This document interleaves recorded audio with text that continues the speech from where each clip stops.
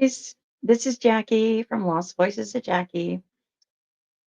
I realize that I have been absent for quite a bit, and I am really sorry to my subscribers. I really appreciate you. I'm trying to get this off the ground, and it's really not getting off the ground. But I appreciate you who have subscribed and have watched. I have a whole 3.5 hours watched. Yay me! Um, but I have been doing a really deep dive into why have all of our children been missing. I mean, Tennessee and Georgia have their own little like FBI system. I mean, I know we have FBI throughout the United States. We've got FBI buildings all over, but they have a GBI and a TBI. I mean, Florida doesn't have an F. It does have an FBI, but it doesn't have like a Florida Bureau of Investigations. Um, Indiana doesn't have an IBI. Idaho doesn't have an IBI. I mean, why does there have to be a TBI, a GBI? Um, do they monitor the FBI? These are the things that start going through this mind. Um, you know, why are these extra authority people watching these states? And are these states that have many more so children that are disappearing? I mean, us who have watched the shit show of Sebastian Rogers case, um, have noticed that Tennessee does have a lot of children missing. Um, does Georgia have just as many children missing? I mean, so this is why I went down the rabbit hole, asking these questions, wanting to find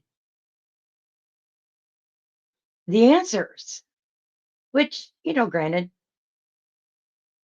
little old me's not going to find the answers. But maybe I could figure out what the heck is going on. So I started Googling around on the interweb and I found 118-page report on a government's website. 118-page report. Now we're not going to go through the whole 118 pages. That would be crazy. But we are going to go through some of it because this is just the 2004 report of trafficking in persons. So they make like a report like this every year. To me, that's crazy. To me, that screams government involvement. Maybe, maybe so. But when someone says human trafficking, the first thing that comes to mind, now I don't want to get banned for saying SEX a lot on this video, but the first thing you think of is that. But according to the definition for the government, it's not only that, forced labor. We still have slavery today. So sweatshops are considered trafficking. So like people that are saying don't buy from Temu, Temu is just the next wish, um, that kind of thing.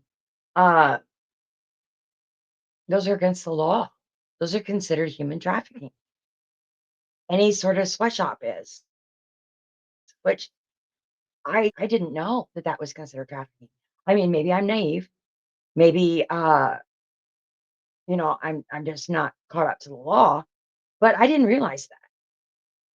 Maybe y'all did. I didn't know that. So I said, okay, what is human trafficking? Human trafficking is the trade of humans for the purpose of forced labor, sexual slavery, or commercial sexual exploitation.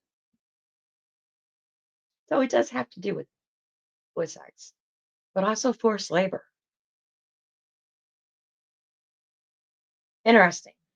I I didn't realize that a type of slavery was involved with that. And due to technology and computers and that kind of thing, it's made it so much easier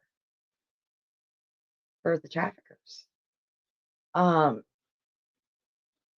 to not only deal in trafficking of women and children, but in their photos. Um, because there's people that buy that. And there's um, people out there that will buy newborn babies, and uh, there's people that will buy children, and it's so much easier with the technology. But the government found ways to counteract by using technology. Um, they invented things like a web crawler, which I was not aware of until I read this. So we'll talk about the web crawler because I found it kind of interesting.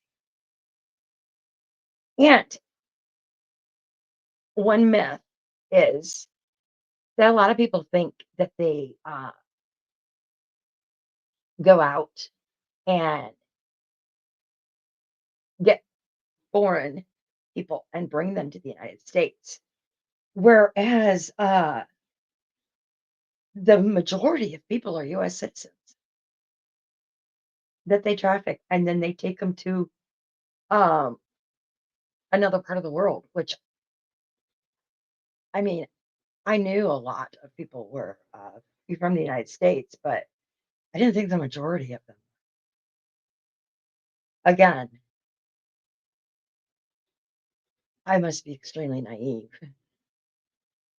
It's a scary world we live in. I also got 20 around the globe, 27 million people are trafficked annually. They use dating apps, online ads, that kind of thing to draw in people. That's scary. They say something's for sale. You go to look for it, to buy it, and boom, you're kidnapped. It's scary.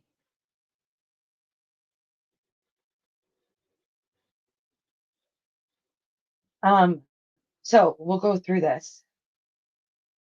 I went through this big old thing myself and highlighted or underlined the things that I want to talk about so that we don't have to sit here and go through this page for page because we'll be here forever.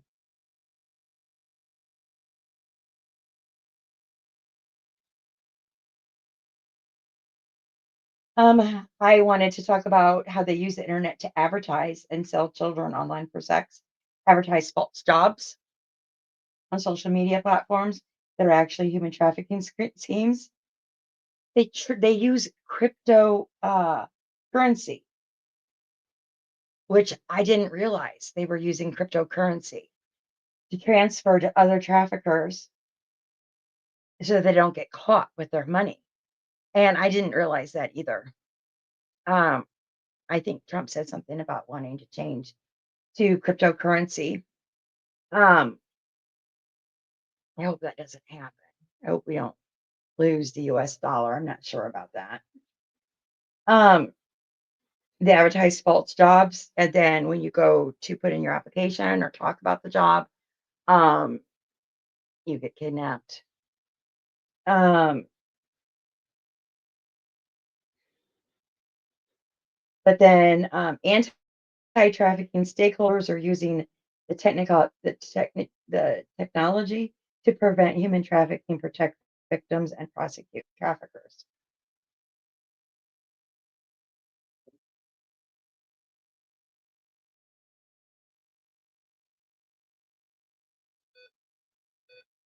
That's my, you guys heard that? That was my computer saying plug me in. I, anyways, at COVID-19 pandemic, um, they had a drastic increase of online uh, CSAM. CSAM is abbreviation for uh, pornography materials, child pornography materials. Um, so, of course, if they couldn't go out and get it, uh, they were trying to buy it online. So that doesn't surprise me at all. And these sick people, they're not going to do, they're not going to be stopped. The police aren't going to stop them. We have like Big Country. We've got Bikers Against Predators. We've got these organizations that are doing wonderful things to try to stop these people preying on our children online.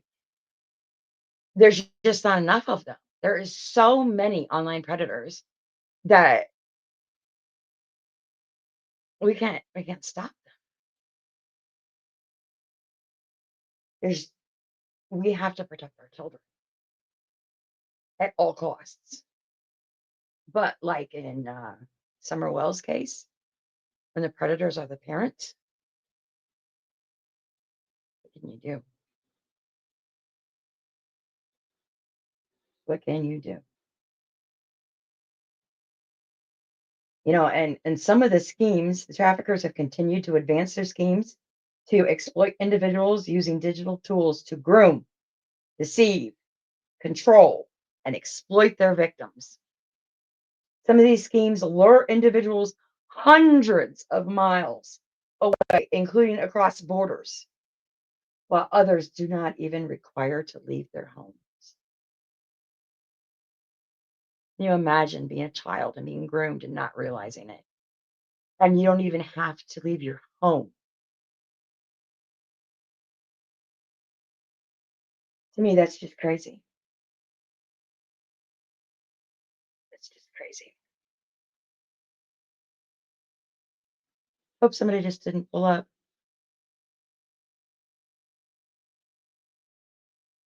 I think they did.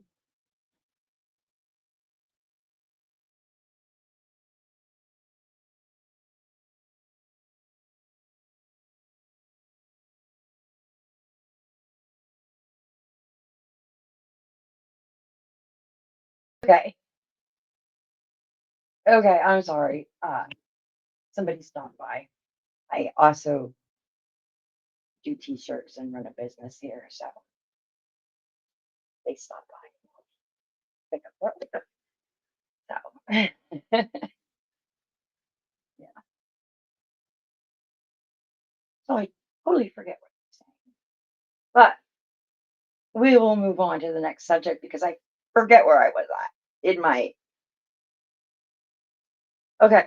Once potential victims are identified and contact is established, communication through internet serves as a powerful tool to deceive individuals with false promises of education, employment, housing, romantic relationships, only to lure them into labor and sex trafficking situations.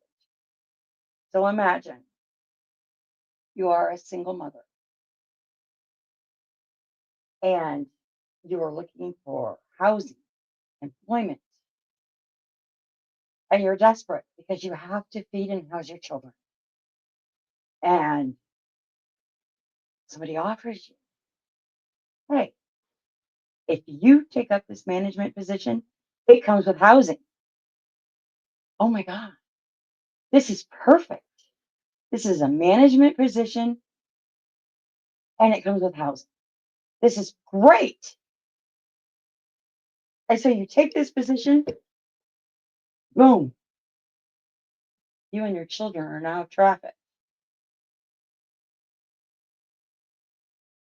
That's scary. That is horrible. That could happen. That is a real life situation that could happen because there are some management positions, say like a hotel, that could offer you housing or even management positions of a apartment complex that offer you housing or maintenance.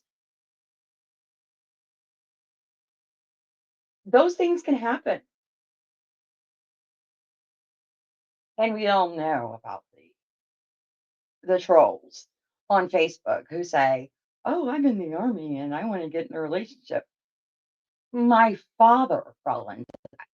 Of course, he's not the most trustworthy man.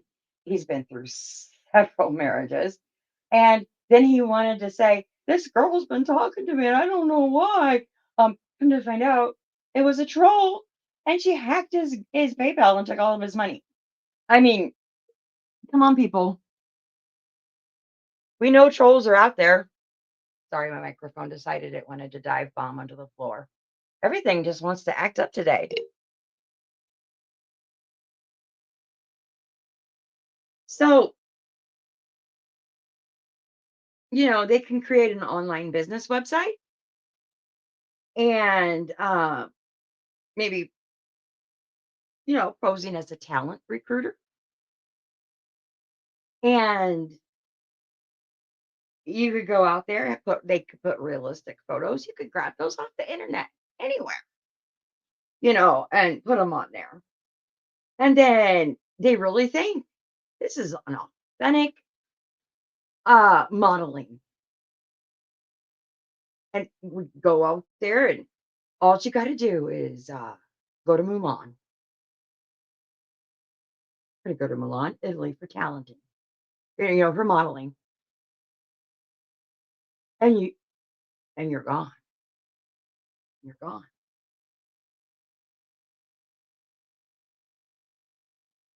The FBI defines sextortion, because that's what it's called, as a serious crime that occurs when a perpetrator threatens to distribute private and sensitive material if the victim does not provide images of sexual nature, sexual favors, or money. So, sextortion is when someone threatens you and they have private sensitive material such as a videotape, pictures, that kind of thing. And they're like, if you don't sleep with me, if you don't do oral, or if you don't give me money, I'm going to release these pictures, release this video. That's called sextortion.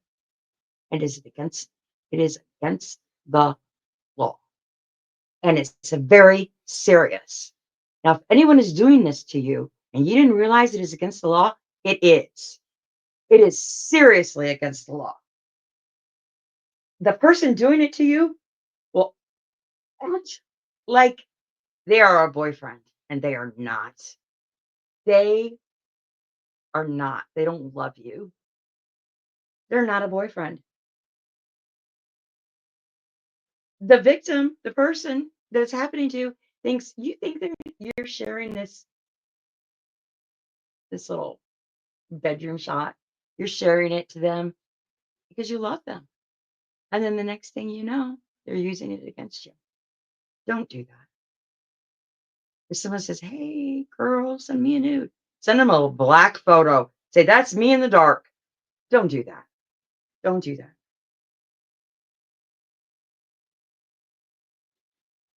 Because what they'll end up doing is they use to control and coerce the victim to produce more images, perform sexual favors, give money in cases involving sex trafficking or forced labor. No, not all boyfriends, not all people do that. I'm not saying they do. I'm not saying, oh, your boyfriend's going to do this to you. I'm not saying every single person's going to do this. I'm just saying that some do. And now they're not all traffickers. Some people are narcissists and will do this to you because narcissist people are just shitty people. And believe me, I've been married before and I was married to a narcissist. And some people, they're just crappy people. So no nudes to anybody. 'Cause you don't know. You just don't know. Especially if they become an ex. Just don't do it. And and they can use it for blackmailing you and they can end up doing it for a large amount of money. I mean, money that you don't you might have to borrow it from somebody, you might not even have it. And people are not good people sometimes, especially in this world. This world has gotten really bad. So, yeah, I don't recommend it. Now, we're going to be talking about something called an NGO. An NGO, the government has labeled them as non-governmental organizations. So, if I mention an NGO, that's what it's called. I had to Google this stuff, so at least you don't have to Google because I had to. But okay, so to sum all this up, traffickers use digital tools like the internet to amplify the reach, scale, and speed of the trafficking operations. While the methods and means may have evolved with technological developments, the exploitation at heart of trafficking persists, underscoring the urgent need for comprehensive and innovative approaches to investigate and combat this crime. Pretty much as our technology advances, so does the traffic. It's pretty much to sum it up what the government is saying. And the government is working with the other governments around the world. So it's just not us. They're working with all of the governments to try to is internationally stop the trafficking because it needs to. Okay.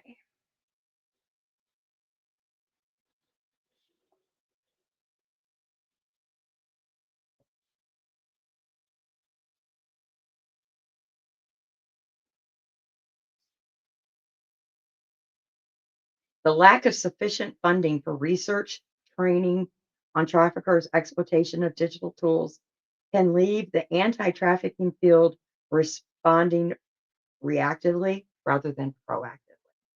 So that means that, you know, a lot of these governments don't have the funding or the tools to research. So then they sit back and they wait for something to happen and then then they act towards it. Whereas they should be ahead of it. Like, oh, this looks suspicious. Maybe we should go look at this, sort it out, and cut the snake off the head before it happens. Before our children are going missing, before something is happening. But no, they're reacting to it after it happens, which that's reactive instead of proactive. So we need to figure out, how do we start and do this proactive? And this is 2024 and our government still hasn't figured it out. So that's not good news. That's not good news for us or our children. So I say, let it start at home. Let us start at home, where we are monitoring what our children are doing on computers, where we are monitoring what our children are doing on on their phones. We need to start doing that ourselves.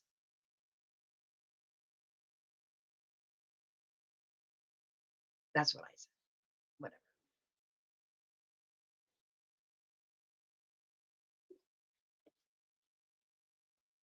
They also in this talk about miscommunication, but I cannot, or misinformation. But I cannot be giving you misinformation if I'm taking it directly off of the government's papers. And that's what I'm doing. I underlined and I'm reading it directly off their papers. So I cannot be giving you misinformation. All right, now I'm going to tell you about the web crawler that they have, that the government has made. The web crawler. I found it really interesting. It is called Project Arachnid. I guess it looks like a spider, which has a goth granny. I find really cool because I love spiders. Okay.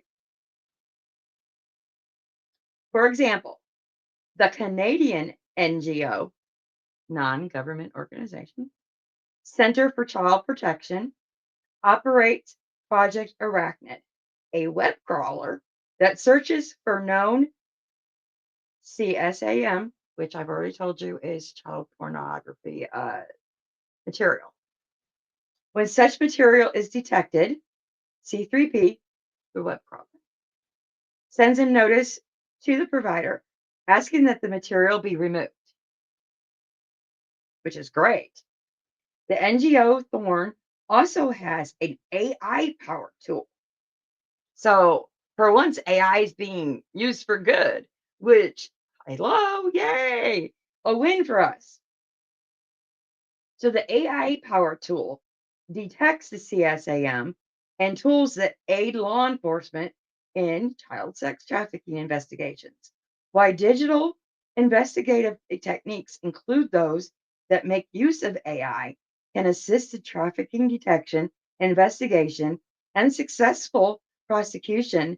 Basic communication tools such as messaging apps, SMS, and text and phone channels also offer lower tech and straightforward venues for victims to communicate with service providers in real time. So, those are pretty interesting things. I did not know that they were using a web crawler, which I'm not technically advanced. So, I mean, that can happen. If we're not technically advanced and we don't know these kind of things, then, you know, and I did not know that AI was being used, which everybody complains about AI taking over the world, but this is something that AI is being used that's good. So I think that is great. And victims of trafficking are actually helping NGOs on how to catch other on how to catch these human traffickers and how they were caught and trafficked. So they can learn. So victims are helping. So I think that is wonderful because when I was a victim of abuse, I was quiet and I wasn't allowed to speak. And so I think it's great that there's victims out there helping other victims and or possible victims. So I think that's great that they're allowing them to use their voice and their experience to help people. That's just wonderful. It's so healing. That's great. And the Grace City app, which I am not familiar with, but that was developed by anti trafficking advocates in Sacramento, California. It is a mobile application that offers victims and survivors details on the community resource in their area. The app can canvas thousands of first responders and provide users with useful information including nearby NGOs, medical professionals, social workers, and therapists. So that's good too. That's good too, but that's in California, but that's wonderful. That's really great to have an outreach like that. I think that's wonderful.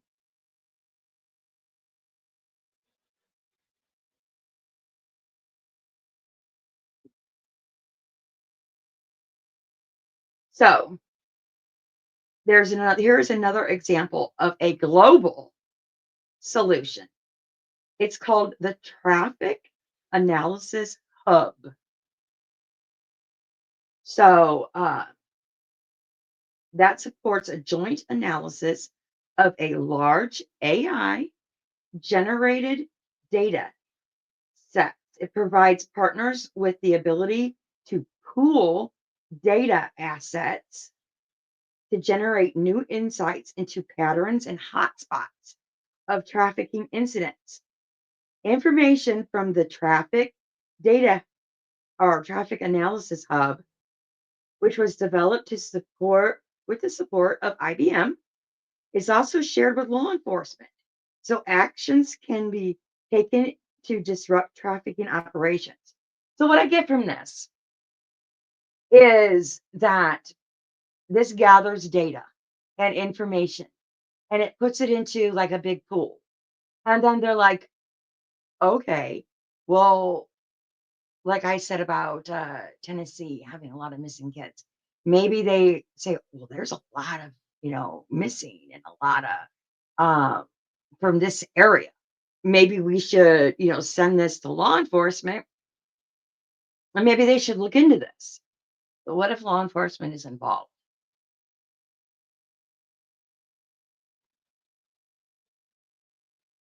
People think about.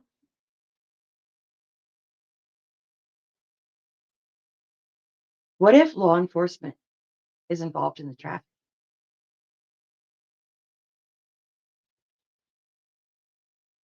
What if higher ups are involved in the traffic? We do have this Diddy case going on. A lot of big names are going to fall, I think, with Diddy. I think Diddy is a peon compared to who he's taking the fall for, to be honest. And Diddy's got a lot of money. But I think he's just a small name compared to who he's taking the fall. No, I don't know. It says the ability to use large quantities of data and data analysis also help to minimize the use of individual victim information and victim testimony to support trafficking prosecution. Well, that helps. That way, if they pull the trafficking ring down, they save victims, but at the same time, they don't have to traumatize those victims by putting them on the stand and having them testify, which is good because that would just be traumatizing for them.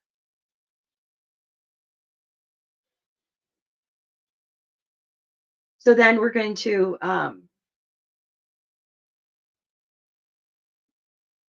let's see, what is our next category?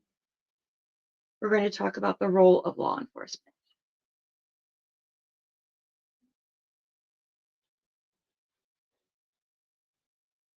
Now I have a squirrel on my porch. Law enforcement agencies must be better resourced to combat technology facilitated human trafficking or use technology for human trafficking investigations. This can be achieved through greater investment in staff, training, and software. Law enforcement officers must be trained on monitoring and evaluating online platforms and developing technical knowledge. Law enforcement agencies can deepen their capabilities by establishing cyber crime units tasked with data analysis and decryption technology. So they are asking, the government is asking law enforcement agencies to have a cybercrime unit task force. Now, I highly doubt my little tiny law enforcement agency has a cybercrime unit. Really doubt it. Is my town having a trafficking problem? I don't know. I don't know. They might be. Not a large city, but they might be. It says government should also focus on implementation of United Nations Convention Against Transnational Organized Crime and its protocol to prevent, suppress, and punish trafficking in persons, especially women and children, to address legislation gaps. Now, what they need to talk about it is what is happening to our Native American women. Have you seen the red hand across the mouth? They're being trafficked. And the government doesn't step in on it because they said they have their own law enforcement on the res. They have the reservation police. So they need to deal with it. I don't think so. When they're being trafficked, that is a government problem. And it's not anybody on the reservation that's doing it. I think our government needs to handle that.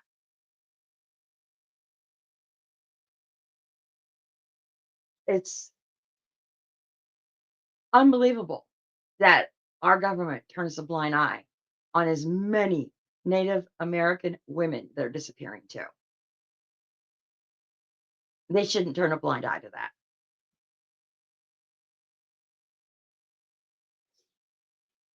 Okay. The financial sector also plays a vital role in combating human trafficking. According to the international. Now that's just not United States. That's international. According to the International Labor Organization, human trafficking is responsible for an estimated $236 billion in illicit profits annual.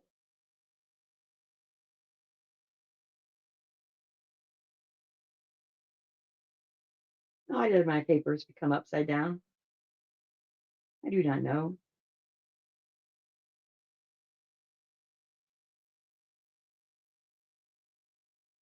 Here we go. That's a lot of money for a year. And now you know why it's not stopped. 236 billion annually. That is yearly.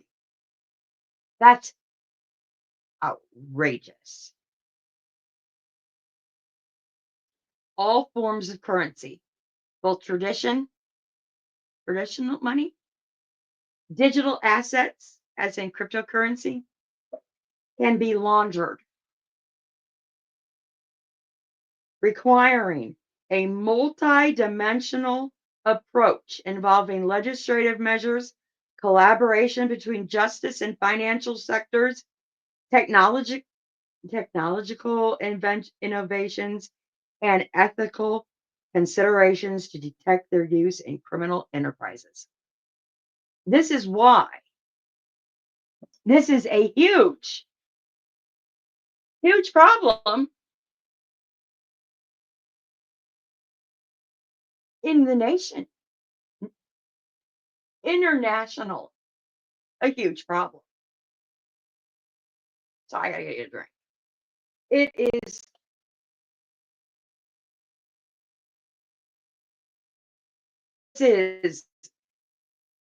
Terrorism at its finest,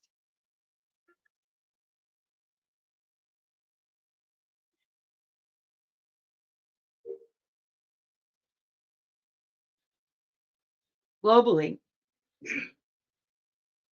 the Financial Action Task Force, that's FATF, if I have to repeat it again, I don't remember, is the standard setting body for anti money laundering, which is probably a whole new section of the government.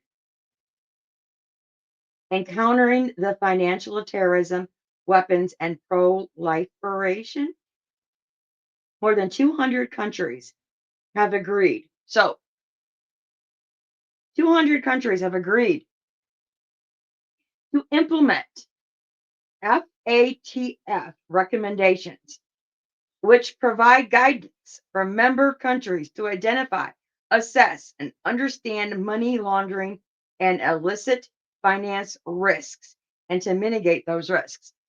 So, all of the countries can agree on anything, but they can't agree on money laundering because money laundering hurts everybody. It hurts absolutely everybody. It hurts the government and it hurts the people. Because if you have money laundering, it makes your dollar worth less. Remember when I was little and I said to my mom, well, why can't the government just print more money? They can just make more money. And she said to me, if the government printed up more money every time they needed some, the dollar would be worth less. And I remember looking at my dollar and I'm like, how could it be worth less? A dollar is a dollar. That's not true. As I grew older, I began to understand.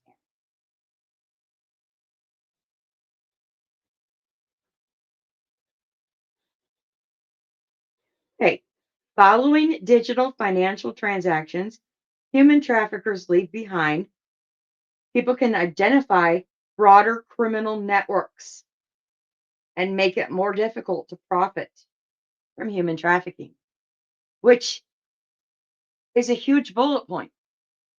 So, if everybody adapts to this FATF, everybody adapts to this, then the human trafficking should stick out like a sore thumb. And there's a point in this paperwork that you'll understand why that doesn't work. Because if everybody did it, all the countries did it, then trafficking would be no more. But the problem is they don't all do it.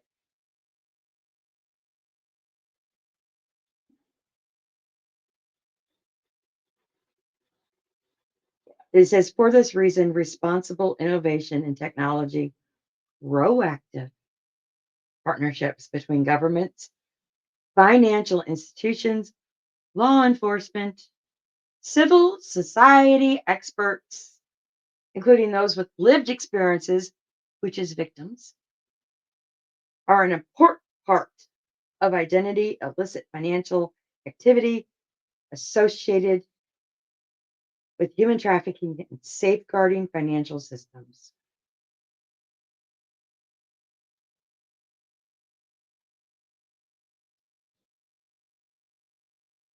Okay, the role of the technology industry.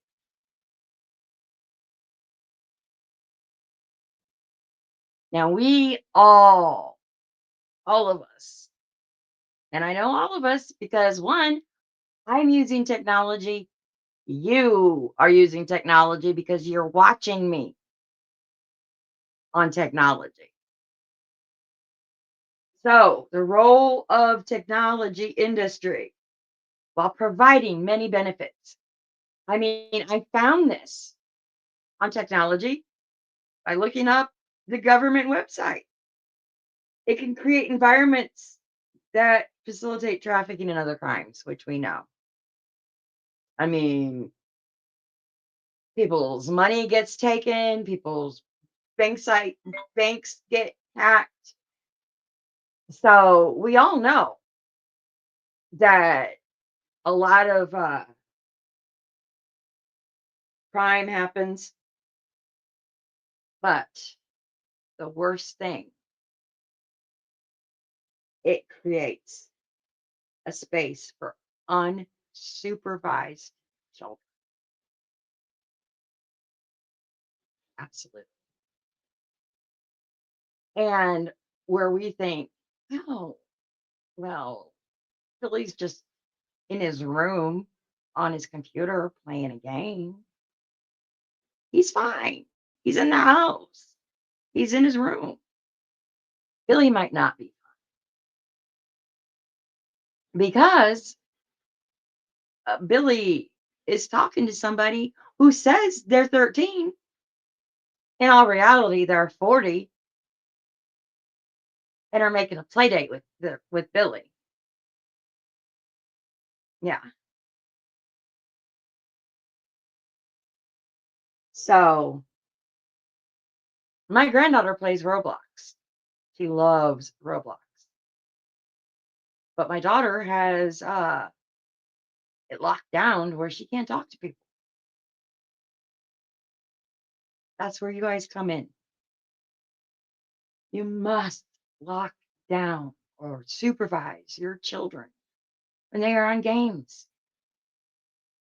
It provides easy access to communicate, to advertise, to coordinate illicit activity with your child. You need to remember that. Your grandchild. Air tags. They make air tags for not only iPhones, they make them for, us old people that still use Android too. They make them for Android. Put them on your kids' shoes. They have rubber protectors that you can slide them in. Put them on your shoes. If somebody abducts your child, they might change their coat so that they don't identify what coat they're wearing. They're not going to change their shoes. Think about it. Put them on their shoes. Then, if your kid gets taken, your kid runs away, or you think they ran away, but they were lured somewhere, you can track them. They even have, cute little holders for them. Please do it. Don't think twice. Just, it scares me. Technology companies play a private or pivotal role in protecting victims and vulnerable individuals from being exploited through the use of their online platforms and must be a part of the solution to combat human trafficking. And I agree with that. I agree with that 100%.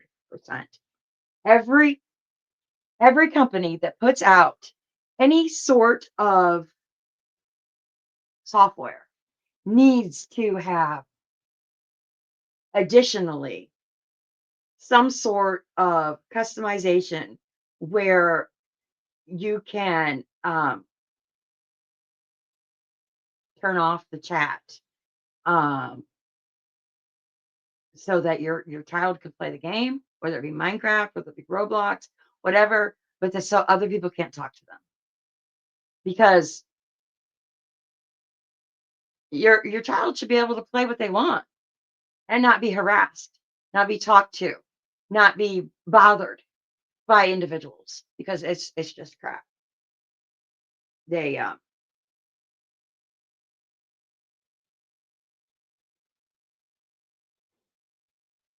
okay. Language models can detect and translate and categorize keywords by traffickers to identify trafficking communication patterns. It can be used to aid international investigations and target traffickers since they often recruit individuals in different countries, primarily communicating through technology and internet platforms in the victim's native language. Okay, what that is Say this is somebody pretending to be a child. They go on Roblox and they wait for a trafficker to start up a conversation. This is a model that picks up keywords, and this is how they're testing out this model because this model will skim Roblox, skim the app, and it picks up words as a trafficker would use. And we all know the disgusting things that trafficker use, like "Are you a V? Have you ever had S? Have you? What are you wearing?" Those kind of disgusting things that they say to children. Um, the conversations that we have seen bikers against predators say that they have said to them.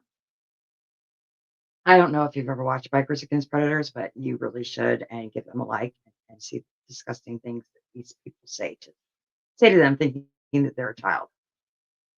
It's horrible. Anyways, it picks up this language and sends it to the NGOs, and then they send it to the police officers, and boom, they get an arrest.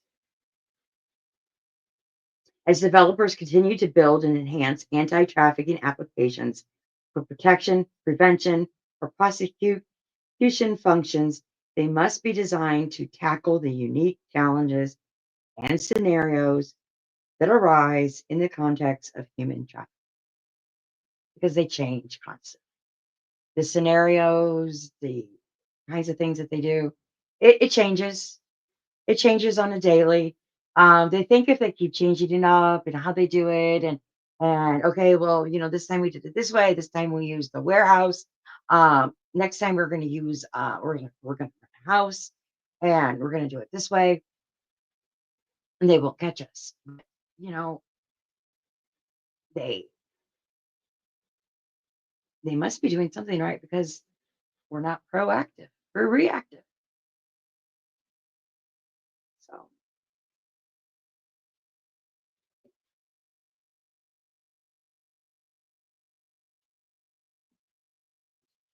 then this goes into saying that the United States recognizes two primary forms of trafficking in persons: forced labor, sex trafficking.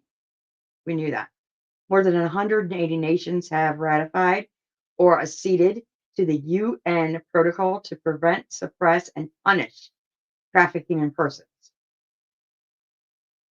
The United States TVPA and the UN TIP is United uh, Protocol to punish in person trafficking in persons. Uh, that's what it stands for. United Trafficking in Persons tip. Trafficking in persons tip. Yes. Contains similar definitions of human trafficking. The elements of both definitions can be described using three element. Okay, this is where we get into. This is where we get into some shit. I mean, if you look at my pages, like I don't know if you can see it, like everything is underlined on this stuff. This is where we get into some crap.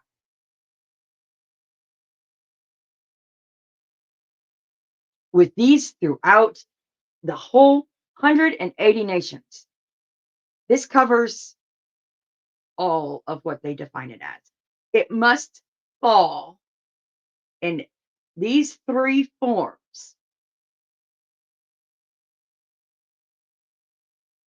It's called acts, means, and purpose. Okay? These three elements are essential.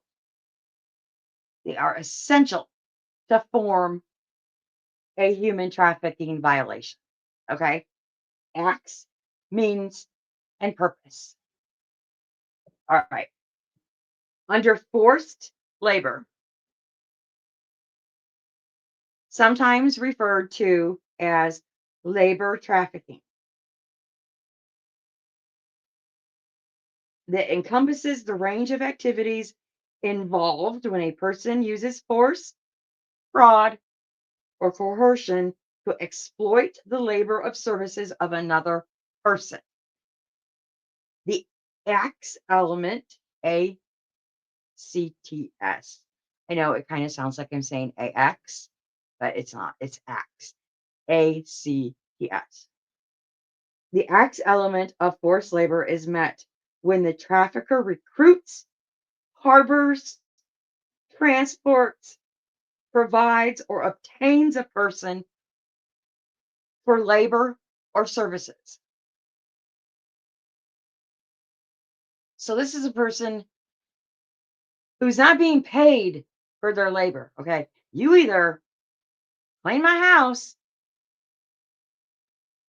or I'm going to show pictures of you naked. Plain and simple. You either do this or I'm doing this.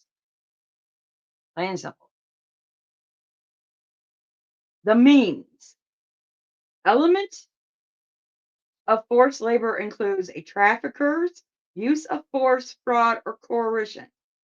The recursive scheme can include threats of force, debt manipulation, withholding of pay, confiscation of identity documents, physical coercion, manipulation, harm, manipulation of use of addictive substance, threats to other people, or other forms of coercion. Okay, you owe me money, so you're going to do it to pay it off. You can't do that. I bet you didn't know that. I didn't know that. Withholding of pay. Either you do it or I'm not going to pay you. You can't do that either. Either you do it or I'm not going to give you back your documentation that says you're allowed to be in the United States. Now, I knew that. You can't do that. That's the purpose. The purpose element focuses on the perpetrator's goal to exploit a person's labor or services. There is no limit on the location or type of industry that traffickers can commit this crime in any sector or setting, whether illegal, legal, including but not limited to our agriculture fields, factories, restaurants, hotels, massage parlors, retail stores, fishing vessels,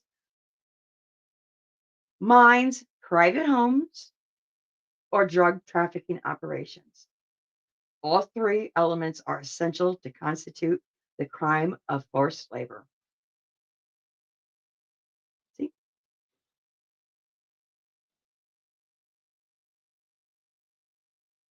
So even as simple as somebody saying, you owe me money and you are going to mow my lawn, clean my yard until that debt's paid off. It's considered trafficking. I had no idea.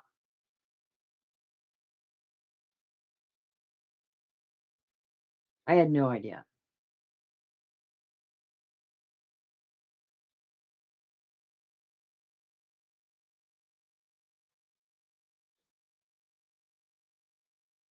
And it says private homes. So, yeah. Now, I mean, the other stuff you can see, but I didn't know that the other stuff. And I did it to my son. I said, dude, you owe me money, mow my lawn. Um, oops. Okay. Domestic servitude is a form of forced labor in which the trafficker requires a victim to perform work in a private residence, such as circumstances to create unique vulnerabilities. Domestic workers are often isolated and may work alone in a house. Their employer often controls their access to food, transportation, and housing. I cannot believe we are still saying this today. In today's time, in today's world, we still have to say this that domestic servitude is not allowed. That's crazy to me. And they said that foreign domestic workers are usually who this is done to because of the language barrier. Like if they were to get out of the house, they wouldn't be able to tell anybody or their neighbors because they wouldn't be able to speak the language. So that makes sense to me. They wouldn't be able to say, help, I'm being held prisoner, because they can't speak the language. That makes sense.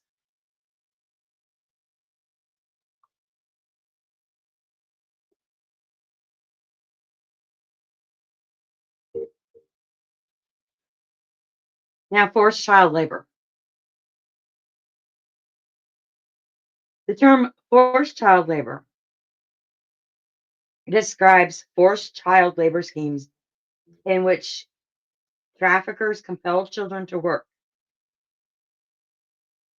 Traffickers often target children because they're more vulnerable. Although some children may legally engage in certain forms of work, forcing or coercing children to work remains illegal. Forms of slavery or slavery like practices, including the sale of children, forced or compulsory child labor, and debt bondage, serfdom of children continue to exist.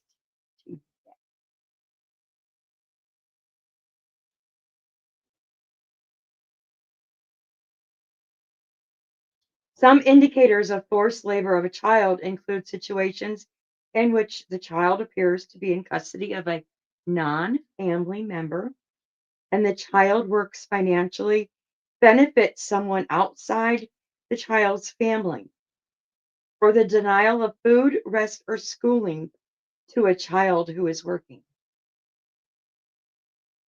If you see something like this in your community, please don't hesitate to call the police. Please,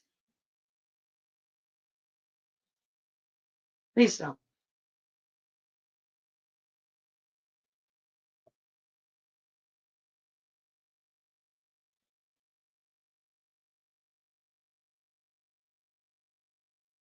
Okay, now we're on to sex trafficking.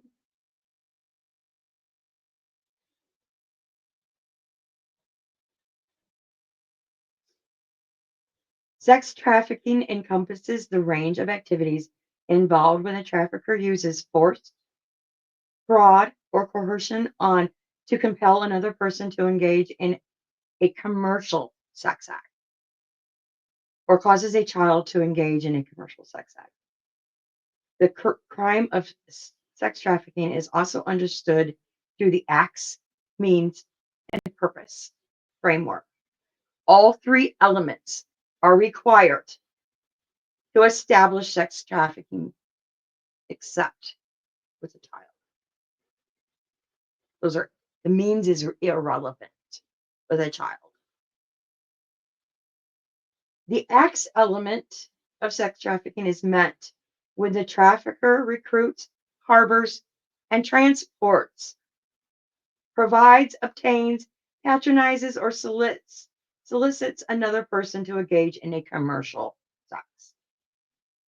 The means element of sex trafficking occurs when a trafficker uses force, fraud, or coercion. Coercion in the case of sex trafficking includes the broad array of means, meaning in the forced labor definition. This can include threats of serious harm, psychological harm, reputation harm, threats to others, and debt manipulation. The purpose element is the Commercial Sex Act. Sex trafficking can take place in private homes, massage parlors, hotels, brothels, among other locations as well. In cases where an individual of any of the specified acts with a child under the age of 18, the means element is irrelevant, regardless of whether the evidence of force, fraud, or coercion exists. The use of children in a commercial sex is prohibited by the law of the United States and most countries around the world,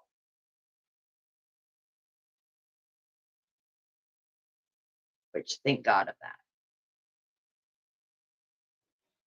Movement.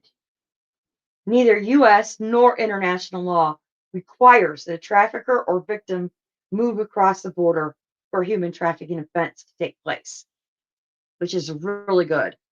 That means that somebody can be, kidnapped from Colorado and be moved to Maine, and that's still trafficking.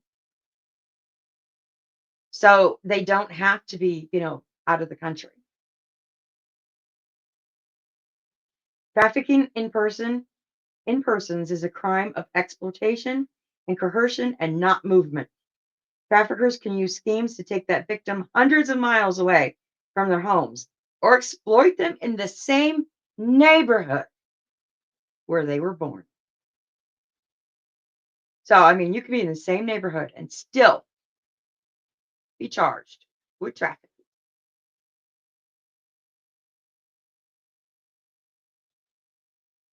So, debt bondage. Debt bondage is focused on human trafficking crime in which the trafficker's primary means of coercion is debt manipulation. The US prohibits people from using debts as part of their scheme, plan, or pattern to compel a person to work or engage in commercial sex. Traffickers target people and say, well, you know, you've got this big old debt over here. If you sleep with so and so, we'll wipe that debt off. That's illegal. Most people would be like, no shit. But a lot of people will fall for it. It's Traffickers target some individuals with an initial debt assumed willingly as a condition of future employment. While in certain countries, traffickers tell individuals they inherited the debt from a relative. That's not true. Don't fall for that. Don't fall for a debt inherited from your mom, your dad, your aunt, your uncle. That's no. When traffickers use debts as means to compel or commercial sex, they have committed a crime. Yeah,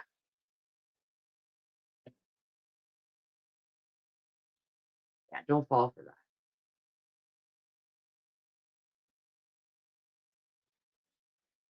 Okay, this is where I said that if everybody, 180 countries, you know, complied, then it would stick out like a sore thumb. And the reason it doesn't is because of this.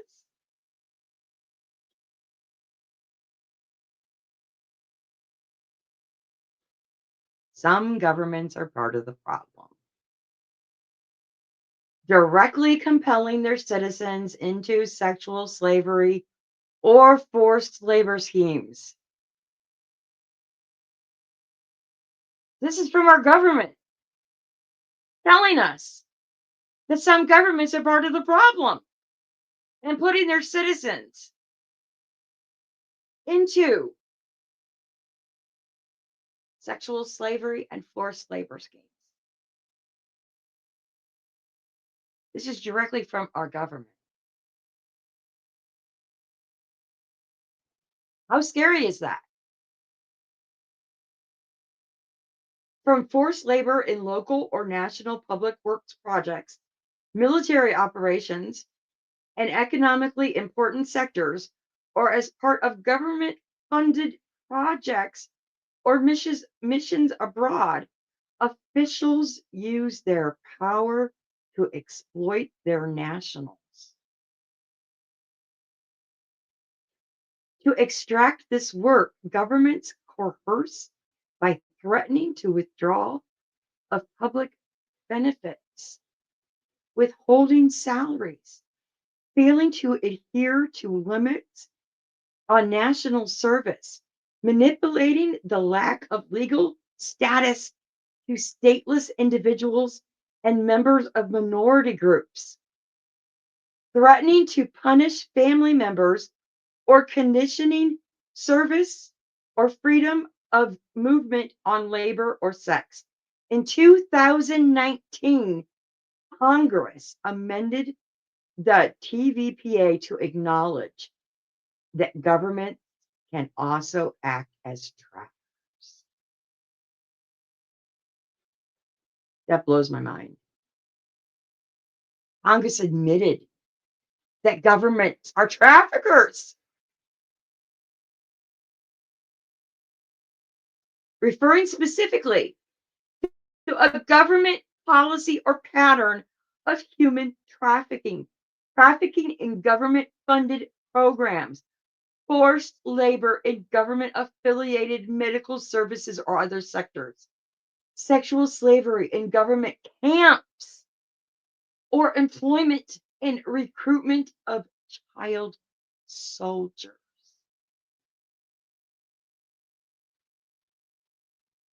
Are you kidding me? That is crazy.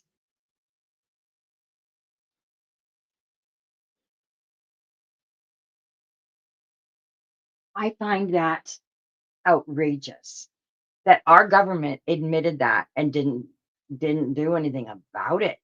That was in 2019, and our government's like, yeah, yeah, it's being done. Eh, what are we gonna do about it? Is our government doing it? Is that why they're turning into a blind eye on some of our missing children? I mean, there's $200 billion worth of assets out there.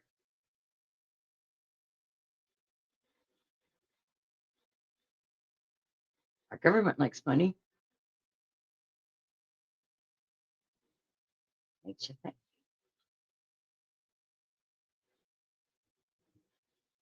It really makes you think.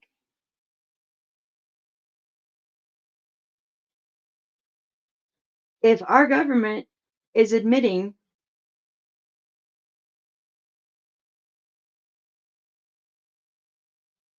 that trafficking of children soldiers, children slavery, trafficking in persons is going on in government, then how do we know our own government isn't doing it? How do we know? Now, I appreciate you. If you made it through my video, this is the longest one I've been able to do because I did a lot of research on it. Um, and I'm gonna figure out how to get my comment section open because I'm not real good at these. But I want to know what you guys think. I really, really do. Um, hopefully my comments will be open and you guys can leave them because I really want to know what you guys think. And I love that you guys have subscribed up to me.